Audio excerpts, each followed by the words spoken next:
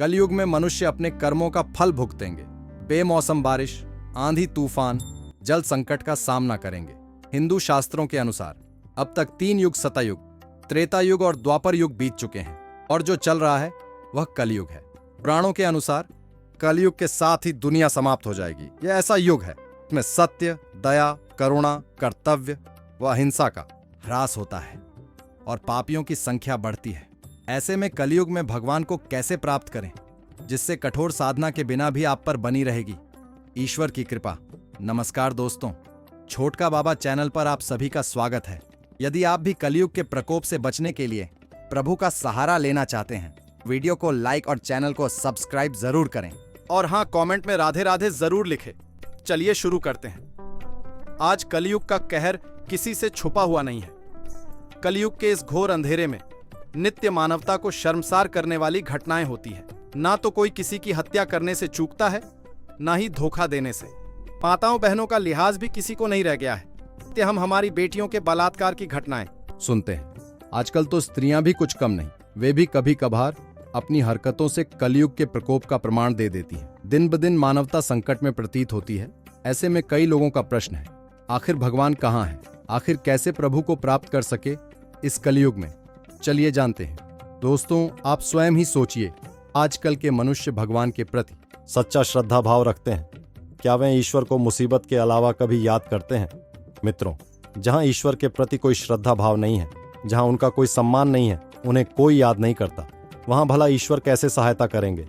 जो व्यक्ति ईश्वर को सच्चे मन से स्वयं में धारण करता है और नित्य उनका स्मरण करता है, ईश्वर उसकी मदद न करें, ऐसा संभव नहीं है। लेकिन आजकल की भागदौड़ भरी जिंदगी में घंटों बैठकर भक्ति साधना करना लगभग नामुमकिन हो चुका है। ऐसे में क्या कीजिएगा कि घंटों भजन न करने के बावजूद भी आपको ईश्वरीय कृपा सदैव प्राप्त हो? वास्तव में यह बड़ा ही आसान है। रामायण में कहा गया है, कलयुग केवल नाम आधारा, सुमिर सुमिर नर उतरई पारा। यानी कि कलयुग में केवल ईश्वर के नाम का ही आधार होगा। उसको स्मरण करने से ही प्रत्येक व्यक्ति भवसागर पार कर सकता है। तो क्या केवल ईश्वर का नाम लेने से ही सब ठीक हो जाएगा? जी बिल्कुल। कलयुग में मनुष्य को केवल अपने हृदय में ईश्वर को धारण करना है। जिस प्रकार से सतयुग, त्रेता युग और द्वापर युग में मनुष्य को ईश्वर प्राप्ति के लिए कठिन साधना करनी पड़ती थी, उन्हें वर्षों तक बैठकर तपस्या, यज्ञ और महाप्रांगण स्थापित करने होते थे। तब जाकर कहीं ईश्वर उन्हें उनकी इच्छा पूर्ण करने का अवसर देते थे। लेकिन कलयुग में केवल श्रद्धा मन से ईश्वर पर विश्वास करिए, उन्हें अपने हृदय में धारण कीजिए।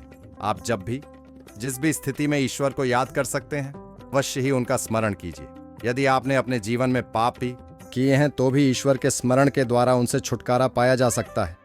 राजा परीक्षित के दरबारी चिकित्सक धन्वंतरी के अनुसार कलयुग में केवल ईश्वर के जाप से मुक्ति संभव होगी, लेकिन यह तभी प्रभावशाली होगा जब मनुष्य में स्वयं के द्वारा किए गए पापों का प्रायश्चित होगा और उन्हें कभी न दोहराने का संकल्प होगा। यदि मनुष्य लगातार पाप करें और सोचे कि ईश्वर के स्मरण के द्वारा मैं मुक्त हो जाऊंगा, तो ऐसा संभव नहीं है। एक अहिंसक और श्रद्धावान जीवन जिए।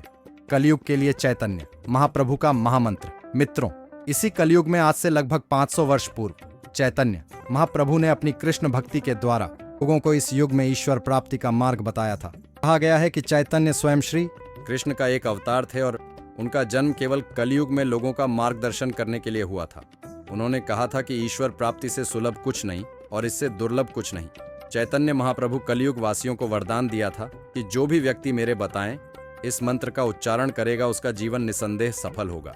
मंत्र इस प्रकार से है, हरे कृष्ण कृष्ण कृष्ण हरे हरे, हरे राम राम राम हरे हरे।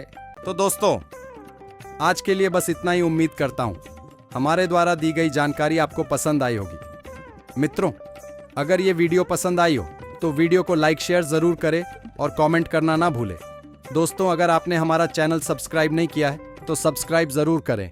और हाँ, लास्ट तक देखने के लिए धन्यवाद।